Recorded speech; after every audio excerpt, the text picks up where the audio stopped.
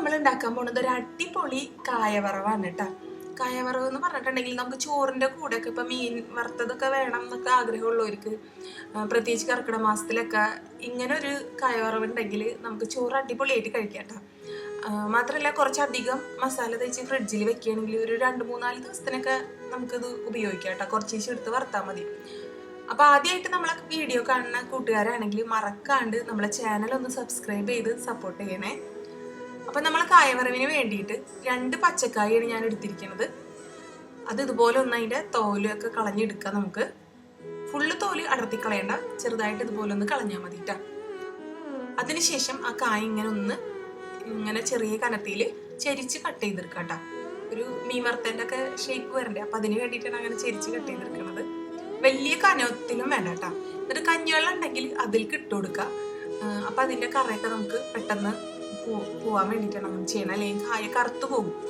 അപ്പോൾ ഒരു 10 മിനിറ്റ് അതിലൊന്ന് ഇട്ട് വെക്കുക. അതിനുശേഷം ഇങ്ങനെ കൈ വെച്ച് ഇങ്ങനെ ഒന്ന് തിരുമ്മി അതുപോലത്തെ കറയൊക്കെ കളയട്ടോ. കണ്ട കറുത്തിട്ടൊന്നുമില്ല, കായ നല്ല വൃത്തിയിലിരിക്കേണ്ടത്. പിന്നെയും ഒന്ന് 2-3 പ്രാവശ്യം നല്ല വെള്ളത്തിലൊന്ന് കഴുകിയെടുക്കുക. അതിനുശേഷം കുറച്ച് ഉപ്പ് ഇട്ട് കൊടുത്തിട്ട് നന്നായിട്ടൊന്ന് തിരുമ്മിയിട്ട് കൊടുക്കുക കേട്ടോ. ഇനി കഷ്ണങ്ങളെല്ലാം നമുക്കൊന്ന് ആവിയിൽ പുഴുങ്ങിയെടുക്കണം. അപ്പോൾ അതിനായിട്ട് നമുക്കൊരു സ്റ്റീമറിലേക്ക് നിരത്തി കൊടുക്കാം കേട്ടോ. എല്ലാവരും നിരത്തിയതിന് ശേഷം ഒന്ന് മൂടി വെച്ച് കൊടുക്കുക. ഇപ്പം നമ്മളെ കായ കഷ്ണങ്ങളെല്ലാം നന്നായിട്ട് വെന്ത് കിട്ടിയിട്ടുണ്ട്.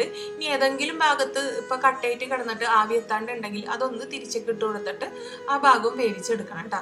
അപ്പം ഇനി കഷ്ണങ്ങൾ എല്ലാവരും നന്നായി വെന്തിട്ടുണ്ട്. അപ്പം നമുക്കിതൊരു പ്ലേറ്റിലേക്ക് കോരി എടുക്കാം.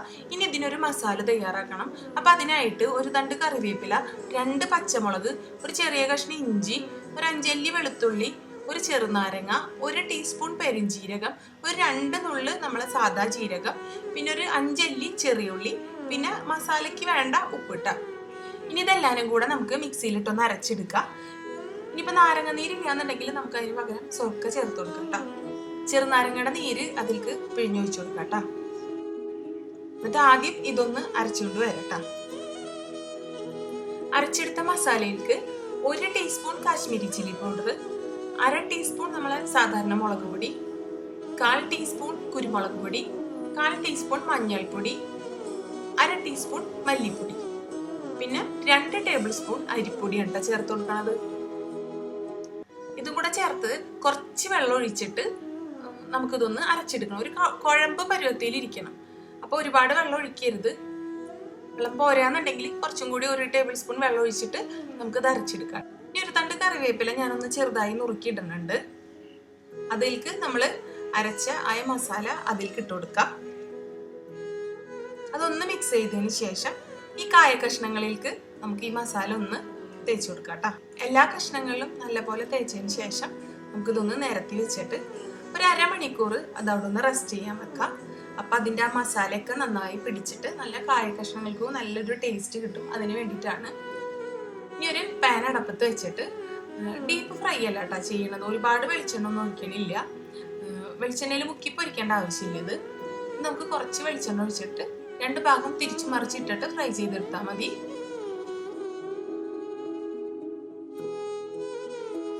അപ്പം അതിൻ്റെ ഒരു ഭാഗം മൊരിഞ്ഞ് വന്നിട്ടുണ്ട്. ഇനി നമുക്കൊന്ന് മറിച്ചിട്ട് കൊടുക്കാം.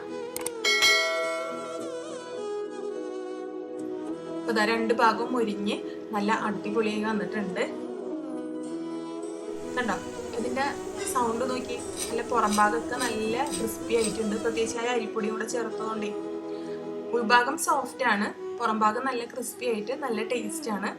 പിന്നെ എരിവൊക്കെ കൂടുതൽ വേണമെന്നുണ്ടെങ്കിൽ കുറച്ചും കൂടെ മുളക് പൊടി നിങ്ങൾക്ക് ചേർത്ത് കൊടുക്കാം.